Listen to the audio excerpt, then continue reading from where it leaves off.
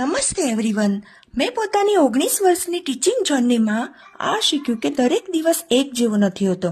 દરેક ટીચર કોઈના કોઈ દિવસ બહુ લો ફીલ કરે છે, ઉઠીને સ્કૂલ જવાનું મન નથી થતું, ક્યારેક સ્ટ્રેસ વધારે કાં તો કામ હોવાથી. એનો એક નાનકડો મારી પાસે ઉપાય છે, જે છે self respect, self love and self motivation.